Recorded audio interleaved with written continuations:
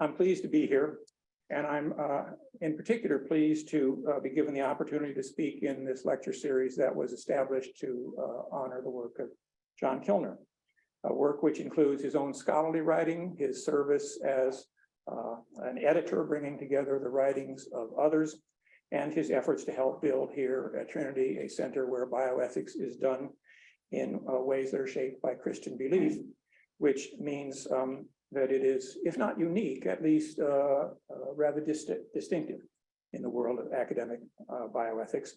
And I think and hope that the topic that I am taking up this evening is one that has in fact been important in John's own thinking. So it won't come as a surprise to him. I think I need to give you one warning at the start. Warning up, this won't become important until fairly near the end of the talk, but you have invited a Lutheran to speak tonight.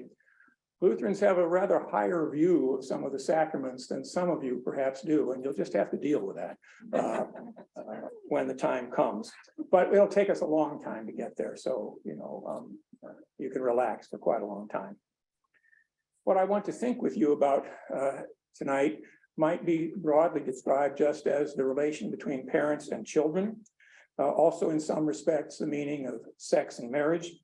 But you don't need me to tell you that these are subjects that it's hard to talk about today. We have no real shared script, no shared understanding in our culture of these matters, even though, of course, we know that in some way they are important for human life. And of course, to be sure, many people would agree that wholly apart from any particular religious beliefs, marriage does serve some important purposes in human society. It gives us a way of dealing with the fact of sexual difference between men and women, especially including the vulnerabilities that women may experience in pregnancy and childbirth. It creates a form of life that holds together sexual attraction, personal commitment, childcare, and mutual economic and psychological assistance. And it provides a social context for the rearing of children, maintaining connection between children and their parents, and even larger intergenerational ties. Those are all important matters. We'd be hard pressed to get along without some way of dealing with them, even if it sometimes seems that our society is going to try to do just that these days. But all of that we could talk about just in terms of social and political well-being. There's nothing inherently theological about it. And I'm afraid that sometimes when we do decide we need to talk theologically about it, we lapse all too easily into sort of vague ways of speaking, talking about love in a kind of formless way, for instance, ways that don't actually help all that much. And whenever that happens, I often think of a story that G.K. Chesterton tells in his autobiography. He's talking about some of the intelligentsia of his day, though Chesterton didn't actually think that they were all that intelligent. But he mentions one man for whom he had a great deal of respect, who he thought was insightful, a man named Edgar Jepson, whom we no longer kind of remember any longer today. But then Chesterton recalls a conversation in which Jepson had been involved, but also another man, a man who had the tendency, or the habit of, when he wanted to say something, which he thought profound, would hold up his hand and he would say a thought. And then he'd say, whatever it was. And one time in one of these conversations, this other man held up his hand and said, a thought. All we need is love. And Chesterton said, Jepson just couldn't take it any longer. And so he just sort of exploded and he said, good God, man, you don't call that a thought, do you? That in some ways is sort of the burden of what I want to say today. If we want to think as Christians about marriage, parents, and children, we have to do a little more than just have sort of a thought about love. And that's what I hope to do, at least tonight. In the last half century or so, we have experienced what might be called a revolution in reproduction. We are likely to describe it as a technological revolution, and it is that in many ways. But perhaps, at least as importantly, it is a revolution in our way of thinking about the relation between parents and children. And it may not always be easy to say which came first, changed thinking or changed technology. But however exactly we tell this story, A commitment to the use of technologies of assisted reproduction is increasingly well established in our society and in many other societies in the world. And whether we make use of these technologies or not, turn your face steadfastly against them. Doesn't matter. It will still be true that even if we decide not to use them, we have to decide. We have to think about them in a way that earlier generations would not have, and that makes a tremendous difference. Moreover, the goodness of such technologies, at least in my experience, is often taken for granted and even commended by many Christians. And we have to ask ourselves, is that commendation grounded in important Christian commitments, or may it rather be grounded in feelings and emotions that seem to come naturally to us, but may sometimes not amount to much more than a thought? We can think first of where we are today, where this technological revolution has brought us, and then get around to trying to put it into a larger theological context. But I want to take some time first just to trace the course of this technological progress over the last 50 years. And it actually occurred to me, I'd already thought of what I wanted to talk about, but it occurred to me when I was putting this together that this was a rather sort of striking thought for me. I'm actually considering the story of my professional life. I've been thinking about these topics for 50 years or so, and that's about how long this has been going on. I didn't think I was that old, but this last half century has been a time in which extraordinary change has taken place. And so I wanted to sort of first kind of trace that story in some detail. Artificial insemination, of course, has been used for a long time in animal breeding, and its use even among human beings is at least a century old. But the more far-reaching technological breakthrough came with the procedure of in vitro fertilization, in which sperm and ova are externalized and then joined in the laboratory where fertilization takes place. And the resulting embryo, or more likely embryos, can then be transferred to a woman's uterus in the hope of achieving a pregnancy. The first child known to have been produced by means of IVF, who was called at that time in a sort of a quaint formulation, the first test tube baby. I can remember ourselves talking about that. That child was born in 1978, about the time I started paying attention to these things. Now, however, approximately 4.5 decades later, it's estimated that more than 400,000 children are born worldwide each year from IVF. IVF was first developed in order to assist married couples struggling with infertility. And when we think of that as its purpose, we may quite easily assume that it must be good and praiseworthy, because whatever one's reservations about the use of this technology for reproductive purposes, sympathy for infertile couples comes quite naturally to us. This may be true especially for many Christians. Accustomed as we are to thinking of children as, in the psalmist's terms, a heritage of the Lord, and sympathetic as we are to the natural desire to have a child of one's own, we may be reluctant to raise questions or concerns about the use of IVF. Surely, however, the technology has now developed and will continue to develop in such far-reaching ways that to think of it simply as help for infertile couples is pretty much to miss the point of what's become of this development. In fact, in the minds of many people, it has relatively little connection to the institution of marriage, that is, to the desire of a husband and wife to see their marriage express itself in a child who incarnates their one flesh union. Rather, it is about individual desire to experience a certain kind of fulfillment. Read maybe the most widely read book on the subject in the last 20 years, John Robertson's Children of Choice, and that's exactly it's an individual desire for a certain kind of fulfillment that's crucial, or he thinks crucial, to human beings. We need, therefore, to ask ourselves whether our understanding of the meaning of the presence of children is being formed by basic Christian belief that a child is God's gift to those who are married, or whether our attitudes and actions increasingly reflect a belief that what counts is satisfying the desire to have a child of one's own, and perhaps even a particular kind of child. We need to ask ourselves whether the gift of a child is grounded in the mutual bodily self-giving of husband and wife, or whether its ground is human choice and determination.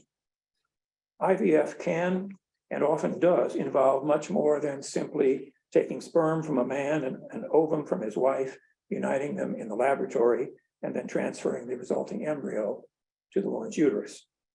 IVF can also be a way to produce children free of certain defects, or children of a desired sex.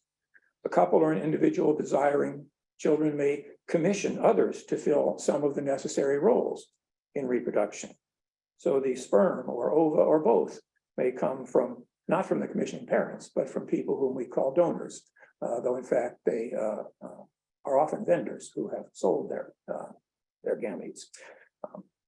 The embryos produced in the laboratory, whether from one's own or donated gametes, may be transferred not to the woman who has commissioned the reproductive project, but to another woman who serves as a surrogate, agreeing to gestate the child and then give it after birth to the couple or the individual desiring child.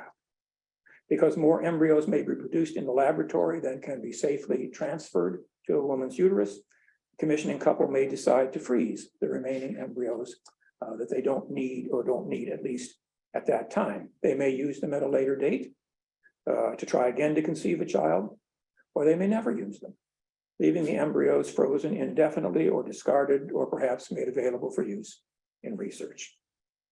We should, however, train ourselves, whatever we think of the process, we should train ourselves to call such embryos unimplanted embryos. They're usually called, if you read the literature, listen to people, they're called pre-implantation embryos, as if we're just an accident of nature that they were sort of floating around in this pre-implantation state.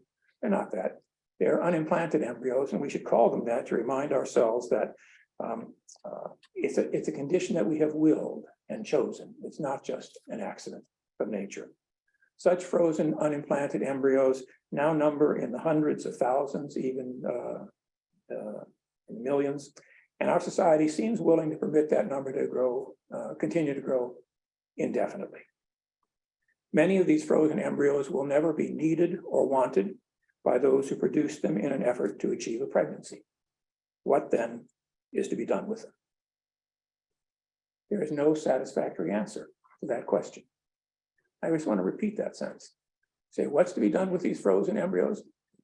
No longer wanted by the people who produce them? There is no satisfactory answer to that question. As long as we permit and even encourage freezing of embryos, we create for ourselves a moral problem for which there is no good solution. Leaving embryos frozen indefinitely seems unsatisfactory, but using them for research, which will inevitably involve their destruction, would be wrong. They have already been used once as a means to someone else's reproductive project, and being used once is probably enough. My own personal preference, not all of you will agree with it, probably. I said there is no good solution to this. I would thaw them and let them die. I would do it in the context of some kind of liturgical setting, devised precisely for that. You're probably not going to see that solution catch on across society, but that seems to me to be the best we can do in the circumstances that we have ourselves created. One proposed solution, though, to the problem of surplus frozen embryos, a solution that has been attractive to some, maybe to many Christians, has been called embryo adoption. This means simply that a woman, and generally her husband, make use of IVF technology to gestate someone else's frozen and now unwanted embryo, hoping to bring that child to term and to raise it as their own.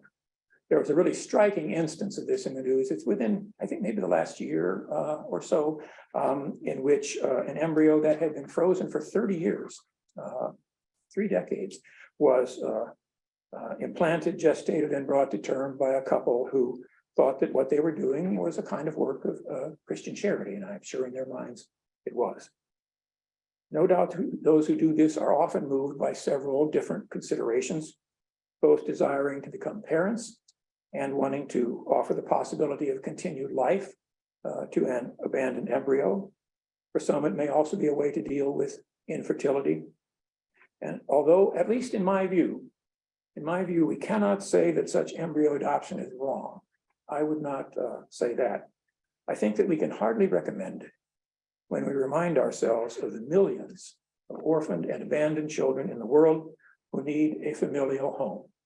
If we are searching for children in need of adoption, children who lack a family committed to their well-being, children who are likely to suffer continued harm and probably cause continued harm unless they find such a family, these children are all around us in our society.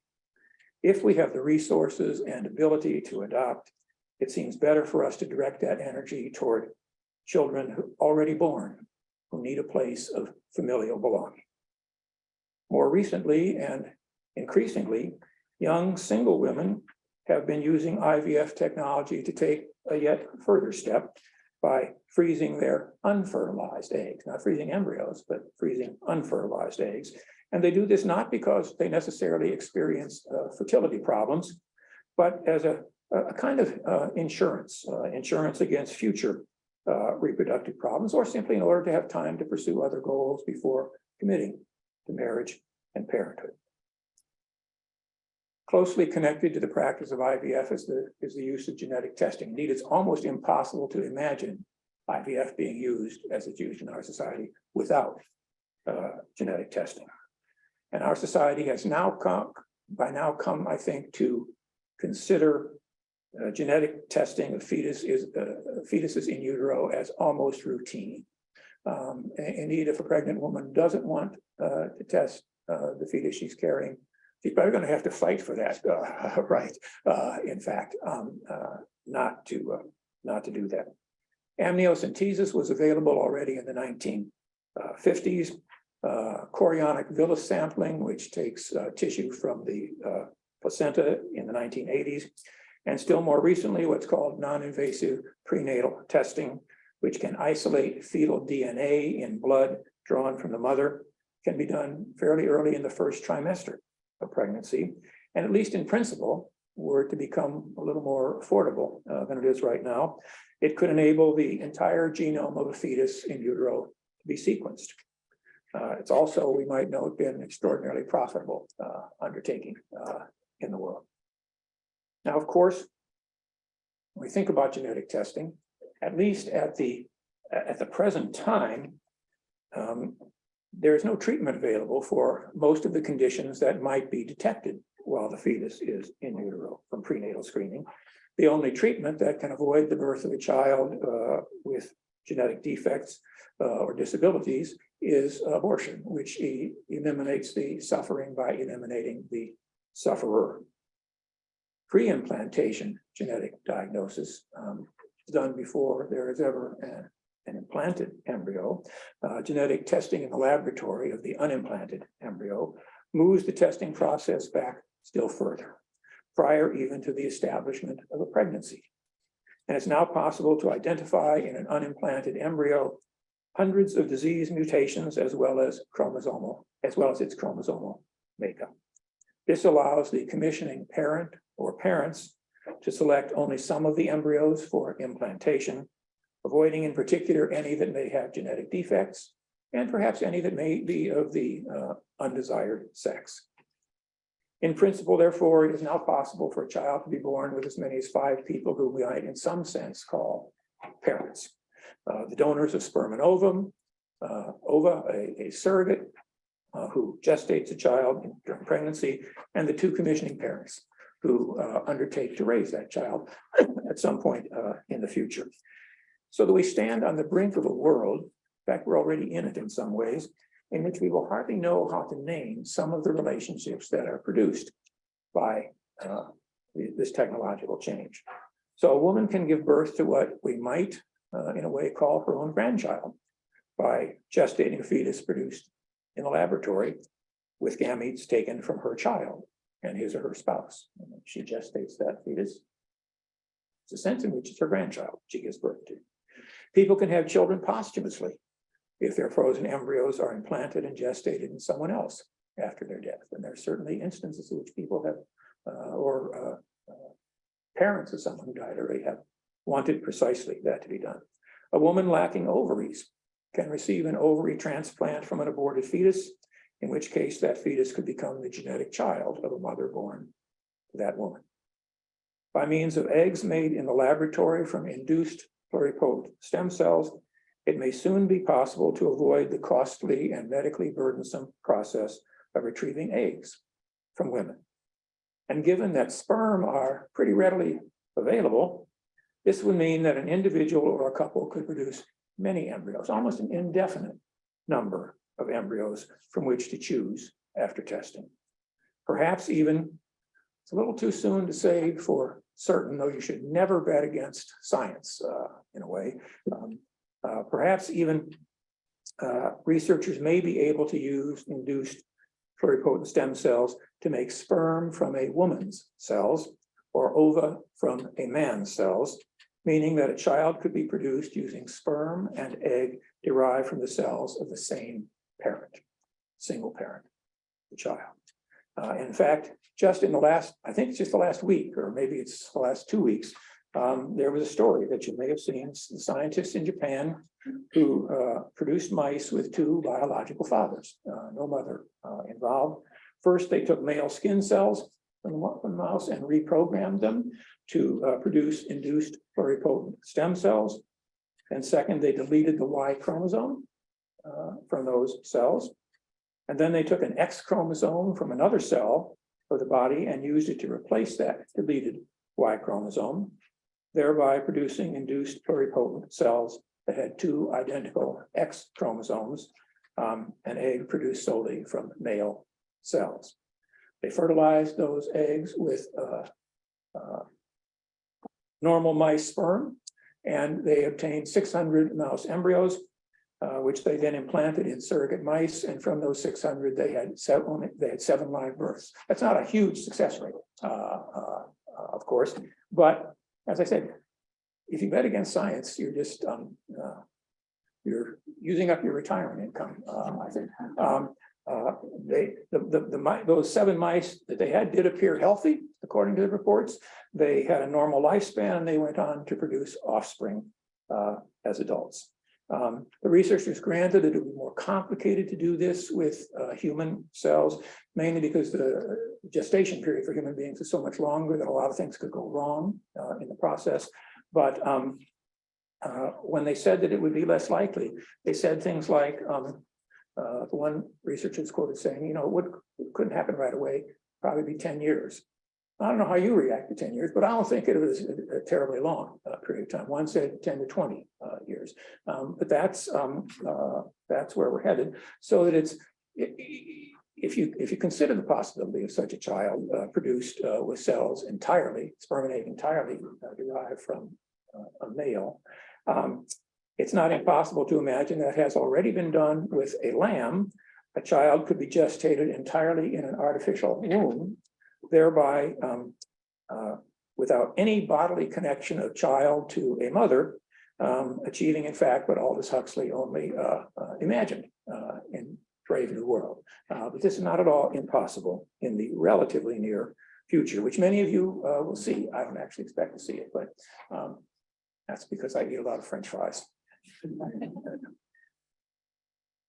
At any rate, that's the story of what we've done. This is the story of what we have accomplished in the last half century or so. Not a very long time in world historical terms. But what I want to do now is sort of turn from this the story of what we've done to try to place this story into sort of larger narrative settings, to move from just the facts of it to sort of understanding what it is we're doing. And we can ask ourselves, into what larger story shall we place these developments in order to try to think more carefully about them and their implications? And I want to sketch 2 competing narratives for what I will call, in one case, procreation, very old term, and in the other, reproduction, which is more or less what we're doing today. And I want to kind of sketch these out and think about their implications, their theological implications a little bit. Clearly, I think 2 quite different and competing ways of understanding the bond between parents and children are at work in our society. We tell different stories where we're shaped by different stories about this most basic of human relationships. And it's just worth considering how they differ and the implications of each. One story, deeply embedded in Christian teaching and belief, which is not to say that all Christians today are formed by it, but the story deeply embedded in Christian belief understands the child as a blessing that is given to a man and a woman. The man and woman have given themselves in love to each other, and the child given to them is a blessing upon that self-giving of theirs, aiming to express their love for each other as fully and completely as they can. They sometimes find, not always, but they sometimes find that in the providence of God, their love giving has also been life-giving. They weren't necessarily trying to produce that, but God produced it. Then they receive the child not simply as a product of their aims and intentions, not something that they were aiming at, but as a gift and a mystery springing from their embrace, a blessing given to them. And they might well try to say of that what the biblical writer says of Hannah after the birth of Samuel: the Lord remembered her. This way of thinking, as I said, has been embedded deeply in our culture, so deeply that it can appear in ways that have no obvious religious roots at all, but it's deep into our culture. And I want to illustrate that for you by reading a poem. It's hard to listen to somebody read a poem, but I really like this poem, and it's my talk, so I'm going to read it. Some of you may know the poem. It's by Galway Kinnell, who I believe is no longer living. I'm not sure about that. It's a poem titled "After Making Love, We Hear Footsteps." For I can snore like a bullhorn, or play loud music, or sit up talking with any reasonably sober Irishman, and Fergus will only sink deeper into his dreamless sleep, which goes by all in one flash. But let there be that heavy breathing or a stifled come cry anywhere in the house, and he will wrench himself awake and make for it on the run, as now we lie together after making love, quiet, touching along the length of our bodies, familiar touch to the long married, and he appears in his baseball pajamas, it happens, the neck opening so small he has to screw them on, which one day may make him wonder about the mental capacity of baseball players, and flops down between us and hugs us and snuggles himself to sleep, his face gleaming with satisfaction at being this very child. In the half darkness, we look at each other and smile and touch arms across his little startlingly muscled body, this one whom habit of memory propels to the ground of his making, sleeper only the mortal sounds can sing awake, this blessing love gives again into our arms. And it's striking how theological content appears at the end of a poem. There's not in any particular way theological, but that content that appears works to describe what it is that the habit of memory that propels little Fergus to the ground of his making. That sort of understanding of procreation shaped Christian thinking about parents and children. And in fact, when taken seriously, it can provide young men and women in our society something that they are largely lacking and desperately need, a kind of cultural script that will help them understand better both their individual identities and their relation to each other. They can learn to see their relation not merely as a matter for choice and pursuing projects, but as entry into a pattern for life given by God. They can learn that the erotic desire that they experience for each other is also a desire to give birth, to turn outward as a couple. They can learn to think of the body not simply as an instrument used by a person to produce desired outcomes, but rather as the very place in which we are personally present to others in friendship and in love. The body is not just a thing that we use to produce it, but where we are personally present. Moreover, this script that they might enact or could enact is not just a natural fact. It's built into the natural world, but it has its basis in the mystery of God's own creative work. The opening chapter of the Gospel of John is clear that our world was created in and through Jesus, the one who is God's word of love to humanity. So also our own procreation, growing out of the giving and receiving of love between a man and a woman, can image the mystery of God's creative work. That's the kind of cultural narrative that I think has been embedded in our culture through Christian belief. And I think, and I hope that it's more than just sort of a thought about love. I think it's deeper than that. There's another competing story, a story that is becoming increasingly influential in our world. And according to that story, parents are people who undertake what we might call a reproductive project. The purpose of the project is to produce a child of their own, that is, one who satisfies their desire for a child to rear, a desire that they feel must be satisfied if their lives are to be fulfilling or incomplete. This may be a project undertaken by two people who are married, but it doesn't have to be. It can be undertaken by various other people who are not married and who may have no interest, in fact, in being married, but who, for one reason or another, want a child to rear or children to rear. And so, if for one reason or another they are unable to produce a child of their own through sexual intercourse, or unwilling to produce a child of their own through sexual intercourse, they can have recourse to technological means of assisted reproduction to accomplish that goal.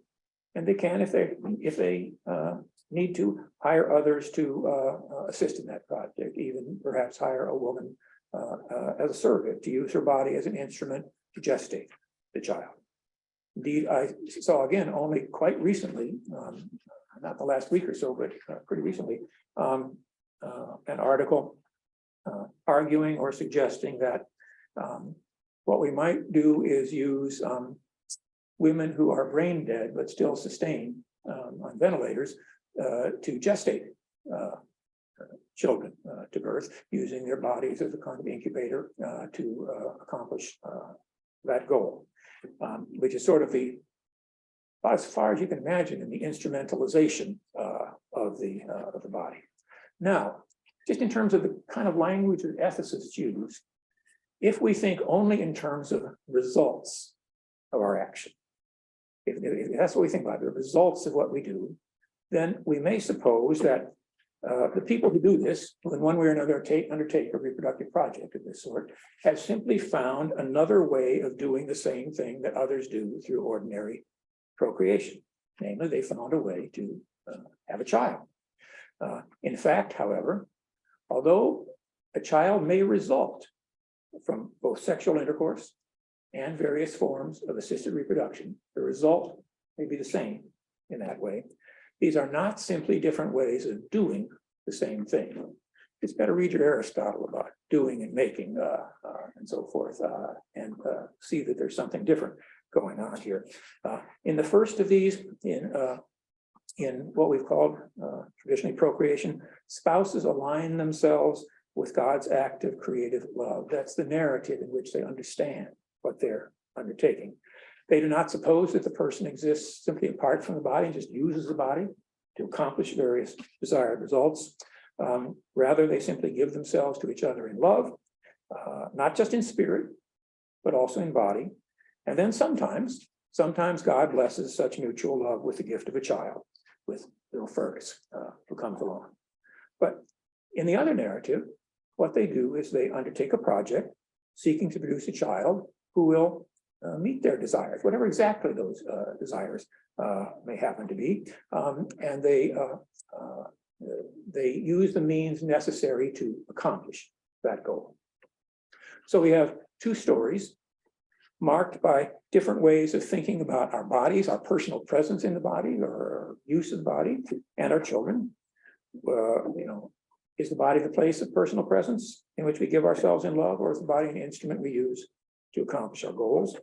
Is the child a product of our will and choosing, one whom we have made, or is the child one who is begotten, springing from the mutual love and therefore our equal in dignity? When we use our bodies as instruments for reproduction, as people in our culture have increasingly come to think of themselves as doing, indeed, as we encourage them in many respects to do, then we learn to think of ourselves less as the embodied creatures God has made, and more as free spirits detached from the body and free to use it as an object for achieving whatever purposes we happen to think good and desirable. Then it's not hard to think of the desired child as a product we have made, and quite possibly made to meet certain specifications. Moreover, We may then have no reason to refrain from using gametes acquired from third parties or refrain from hiring a surrogate to gestate the desired child. Those may, after all, simply be among the necessary means of production. That's what they are in that narrative. And indeed, Christian women have sometimes been eager to serve as surrogates, thinking of their fertility simply as a capacity that they can give as a gift to others. But compassion for those who are infertile then becomes a kind of formless emotion. It's love. It's thought about love, no longer taking its shape from God's own creative work. For if we have come to think of ourselves as free spirits who may choose to use the body for whatever good purposes we have in mind, it may be that something has gone awry. It may be that our churches have failed to teach us how rightly to honor our creation as embodied persons. At any rate, God so structures human life that marital love serves both to strengthen the bond between spouses and sometimes to give rise to the next generation. We might say that both the love-giving and the life-giving dimensions of marriage, in both the love-giving and the life-giving dimensions of marriage, the most basic gift God gives to a husband and wife is the gift of time. That, at least, is the way that I like to think of it, a shared time. They're given time to learn what fidelity in love means, time for each to learn to care for another who is as different from them as their bodies are different. And that is a task that requires time, actually. Time to shape a future together, time for their union to give rise by God's providence to the next generation, time for their union to turn outward in various other shared ways as well. Time, it's that shared time that God gives. The companionship of marriage, therefore, is much more than a series of isolated sexual acts. It is a shared history within the time that God gives us. And likewise, when we think of the gift of children, we should see them within the context of that gift of time, not as the result or the fruit of isolated sexual acts, as if marriage were a series of one-night stands, but of marriage as a whole. Hence, although contraception may be misused, it can also be rightly used. When husband and wife seek to shape their time together in response to God's calling, the shared history of each married couple, the time that God gives them, will have its own particular shape, with children differently spaced and in different numbers in ways that are appropriate to their time, their particular and peculiar time together. Each married couple will need to attend to the shape of that married life. There's no one shape that fits all. We can only say that their shared time should be marked by a companionship that is faithful for the whole of life, a companionship that turns outward to the world, usually, though not necessarily, in the child, perhaps through the gift of an adopted child. It may turn outward, or perhaps in other ways. It takes more work, but it can be done. But then, in the context of that Christian narrative, I want to ask what we say finally about the problem of infertility. What if no blessing is given into our arms? There's no little Fergus who comes creating havoc along the way. When married couples who hope for children experience infertility, it is natural that they should feel sadness. For, as I said before, erotic love naturally desires to give birth. It's natural for them to hope that their mutual embrace will be creative, will give rise to a child who embodies the oneness they share. And some people hope that more than others. Some people who've had a child or two hope for it less than they previously did, but it's natural to hope. And it's natural that they, and no doubt their parents who would like to be, I suspect would like to be grandparents, should value the human significance of lines of kinship and descent that locate us in the world. And it's not surprising, therefore, it should come as no surprise that, driven by the desire for what they think of as a child of their own, they may consider turning to technologies of assisted reproduction. I mean, that's a very natural impulse. Now, to be sure, an infertile couple could use IVF use no third-party gametes, no surrogate, implant all the embryos they produced, and refrain from using PGD, prenatal genetic diagnosis, to screen those embryos. Perhaps in such a case, the deeper significance of procreation will not have been lost. Although, I don't know, even that limited use of IVF risks beginning to think of the child not simply as gift, but as product. But that paragraph started with the word perhaps, okay? And perhaps IVF could be used that way. But we should go on to say, to realize how rare such an approach has become in our world, how difficult it will be for a couple who start on this road to set themselves against the momentum and the desires that beginning a process of IVF involves. How hard it may be to resist the pressure to use acquired gametes, to produce additional embryos that are not implanted, to screen those embryos for defects. It can be done, but it will take enormous strength of will to manage to do that.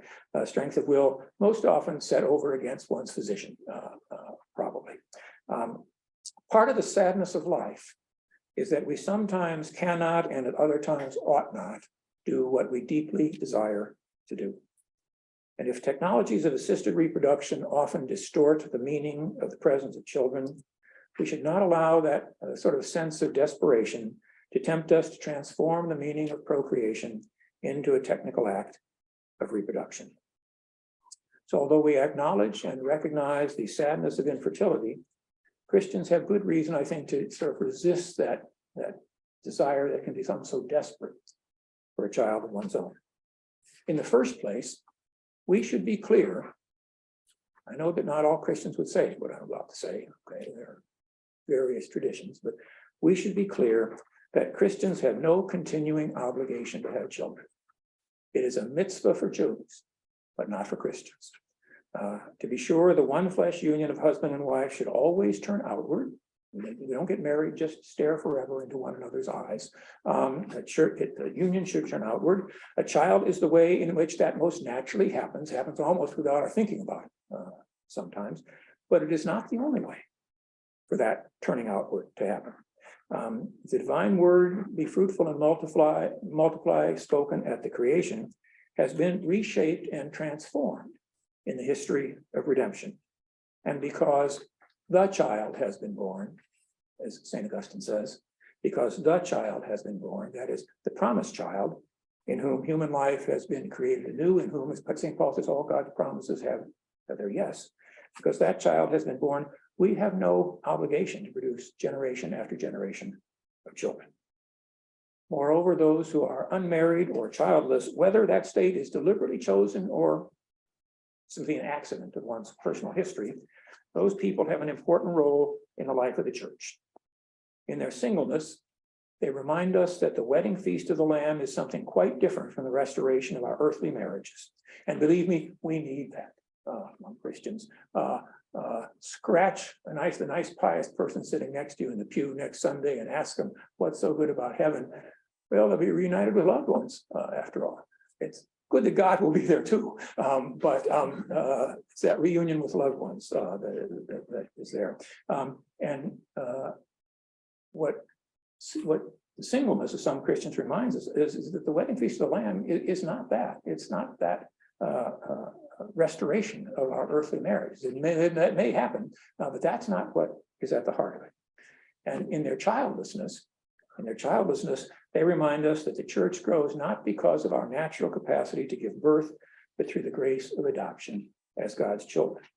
So theirs is a special vocation in service to the church. And once again, you can find a lot of articles to read that suggest that the reason that the churches are declining is that Christians aren't having enough babies. Well, there's a sense, no doubt, in which that's true. Adolf von Harnack said that bracketing the work of the Holy Spirit, the reason that explains the rise of the Christian church to prominence in the early centuries was that their birth rate was higher, maybe. But you don't become a member of the church simply by being born even to Christian parents. That's not how that happens. And in fact, the antidote to this sort of desperate search for a child of one's own is given us in baptism. I warned you that this would happen. There we learn to take seriously that, as St. Paul writes, flesh and blood cannot inherit the kingdom of God.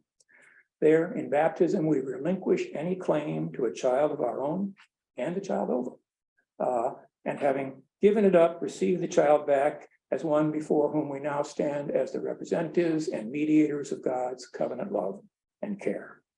Therefore, it is neither biology nor genetics that is at the heart of parenthood. Rather, it is a lifelong commitment to be a parent to the child whom God has adopted as his own and now places into our arms. Knowing ourselves to be God's children only by adoption, we weren't born into it, we can rejoice in the truth that whether our children have been given to us through natural birth or through adoption, they are not our possession, but a trust given us by God. Let me finally try to draw these several reflections together in sort of succinct theological form to try to summarize what I think it means to think of God, of a child, as God's gift. And we can think of this within sort of three angles of vision: in the light of our created nature, in the light of the new creation into which we have been adopted, and in the light of the redeemed creation that God promises. If you want to see this worked out in great detail, you need only read all the volumes of Karl Barth's Church Dogmatics, but you might be willing to settle just for these concluding comments of mine, rather than undertaking that task. But first, we are created as embodied creatures, occupying a fixed place within the generations of humankind. Lines of kinship and descent are important. They locate and identify us, and the sexual union of a man and woman is naturally ordered toward the birth of children. Hence, the child, understood in terms of God's creative work, is less a product of our will and choice than a gift God gives, a gift God bestows on the embodied love of a man and a woman. And in this way, God continues to sustain and care for the creation. Nevertheless, second, that natural kinship is always in need of transformation. We can't just rest in it or appeal to it. We need to be shaped in a way of life that does not think of children as our possessions. Therefore, within the church, we draw our children into that new life that we share in Jesus, the crucified and risen one. You know, there was even a period in the history of the church when parents were not allowed to be, in certain areas where presents were not allowed to be present at the baptism of their children. They were really handing them over to the church to receive them back. So within the church, we draw our children into that new life, and in handing the child over for baptism, parents acknowledge that in the most fundamental sense, this child is not their own. I understand that it's an awful lot of work to teach many parents in the church to learn to think that way, but it's a fact nonetheless. The kinship that identifies us is not determined by DNA. It is the life we share in a new community that is Christ's body.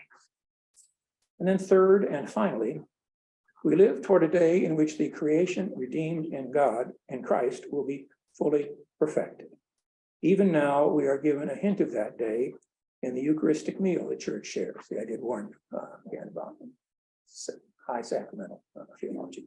We're given a hint of that day in the Eucharistic meal, and in that redeemed creation, the creation that is promised, all of us, whatever our genetic relationships, our marital relations, all of us, husbands and wives, parents and children, will share as brothers and sisters in the great banquet that is the wedding feast of Christ and his church. Thank you.